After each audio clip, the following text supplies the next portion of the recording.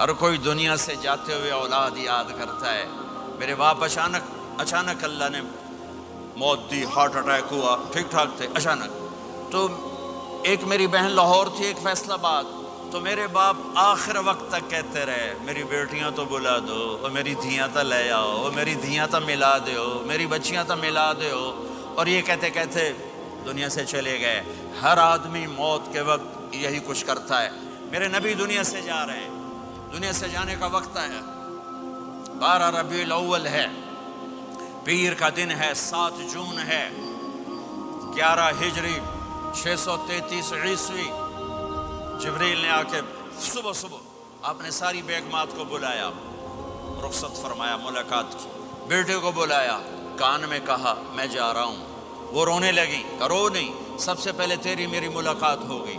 6 ماہ بعد بیٹی بھی پہنچ گئی باپ کے پاس. پھر داماد کو بلایا، ان کا سر اپنی گود میں رکھا، کمر پہ ہاتھ پھیرا، دعا دی، رخصت فرمایا. آخر میں اپنی آنکھوں کی ٹھنڈک کو بلایا. کون؟ حسن اور حسین. کہ میری آنکھوں کی ٹھنڈک حسن اور حسین، میرے جنت کے پھول حسن اور حسین. یوں لیا اور ساتھی آنسو ٹپ ٹپ ٹپ ٹپ ٹپ ٹپ. بیویوں کو جدا کیا، آنسو نہیں. بیٹی کو جدا کیا، آنسو نہیں. داماد کو جدا کیا، آنسو نہیں. جب بچوں کو جدا کرنے لگے تو یوں آنسو. ایک کو زہر میں تڑپتے دیکھا، ایک کا کٹا سر نیزے پہ چڑھتے دیکھا تو آنسو رک نہیں سکے.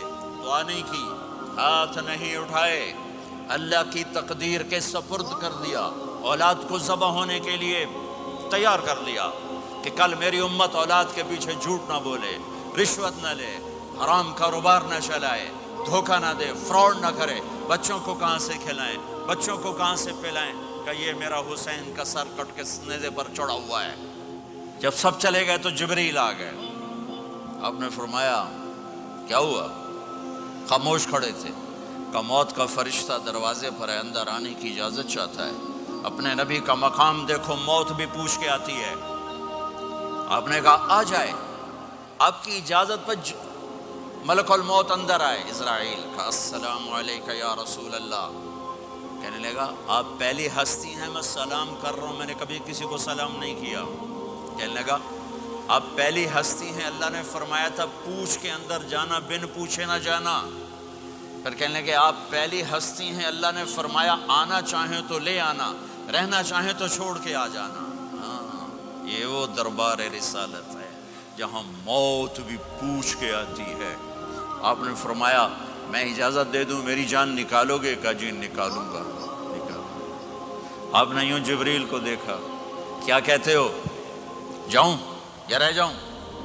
جبریل نے کہا اللہ آپ کی ملاقات کے شوق میں ہیں، فیصلہ آپ کریں گے. ہاں یہ بات سنانا چاہتا تھا اگلی. آپ نے کہا اچھا جاؤ، پہلے اللہ سے پوچھ کے آؤ میرے بعد میری امت کے ساتھ کیا کرے. میرے بچوں کے ساتھ یہ ساری مائیں، میرے بچے میرے بچے میرے بچے میرے بچے.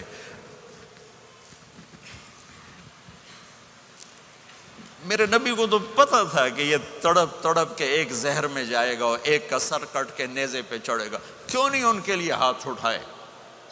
ہمارے لیے کیوں روئے کہ جاؤ اللہ سے پوچھ کے آؤ میرے بعد میری امت کے ساتھ کیا کرے گا، میں پھر جواب دوں گا.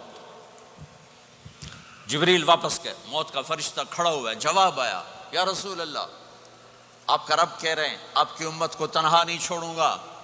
مجھے میرے رب کی قسم جو سن رہا ہے جس نے ہمیں یہاں جمع کیا ہے، سنو میری بات غور سے. اگر میرے نبی یہ سوال نہ اٹھاتے تو آج میں اور آپ بھی بندر خنزیر میں بدل چکے ہوتے. میری اور رب کی کوئی رشتہ داری نہیں ہے. اس امت نے وہ سب کچھ کر دیا جو پہلی امتوں نے کیا، لیکن کون ہے جس نے عذابوں کو روکا ہوا؟ وہ میرے نبی کے آنسو، میرے نبی کی آہیں، میرے نبی کی دعائیں، میرے نبی کی فریادیں، میرے نبی کی تڑپ، میرے نبی کا رونا، میرے نبی کا پیٹ پہ پتھر باندھنا. اس نے روک دیا. کوئی نبی جاتے ہوئے امت کے لیے نہیں رویا. واحد نبی ہیں جو جاتے ہوئے امت کے لیے روئے، میری امت میری امت میری امت.